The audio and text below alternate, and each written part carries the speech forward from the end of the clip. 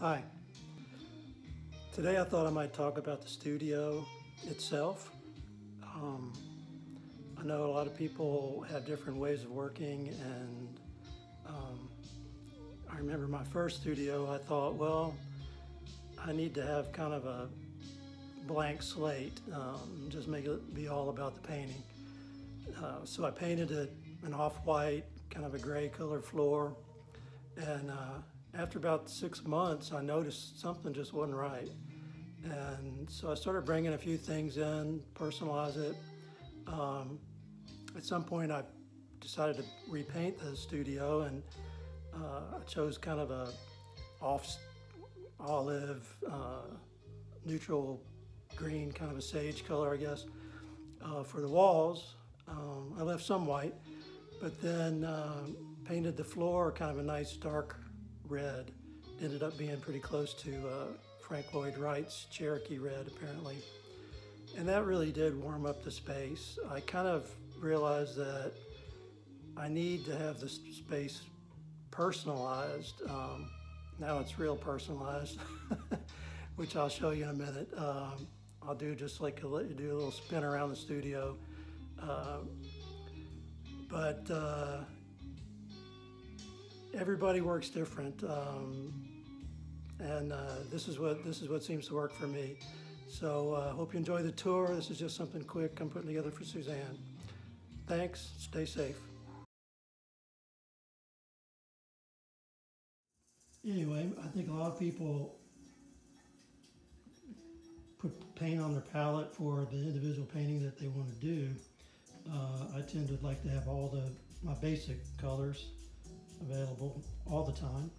I have gotten to where I'm having kind of a secondary palette here so I can use cold wax mediums and things like that.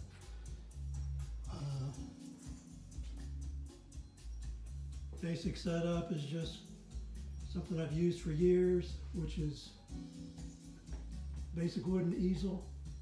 I built a couple of paint stands, tables that are on rollers. I can push them around if I need to. One on the left is for acrylics, one on the right is for oils, and I keep them separate because the oil and water don't mix.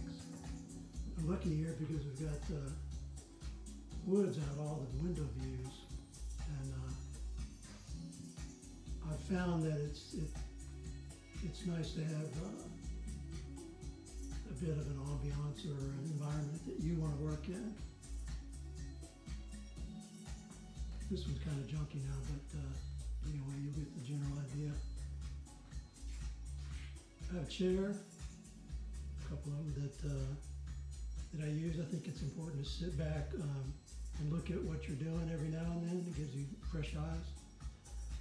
And the studio was more or less built, although it was painted white, and so I painted the sage color and the red floor. But the previous owner was an artist named Jeannie Parker, and she built all these wonderful shelves, and I know you all can relate that you just never have enough storage space for stuff.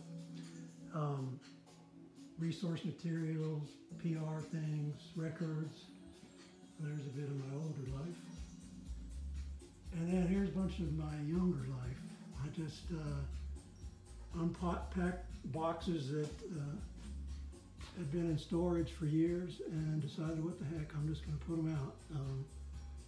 These things give me a little pleasure. They're just toys I had when I was a kid, or things that people made me, and things of interest.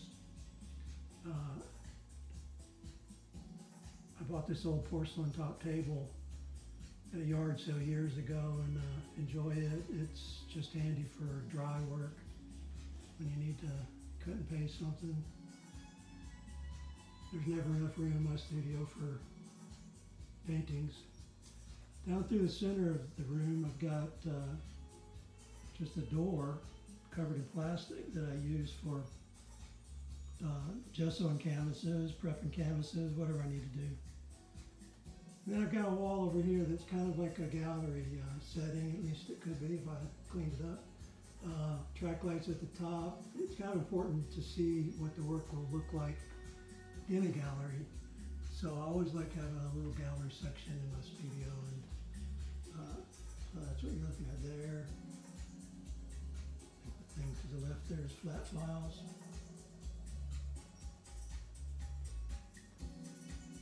Anyway, that's my studio, my current studio. Thanks for watching. Maybe I'll see you soon.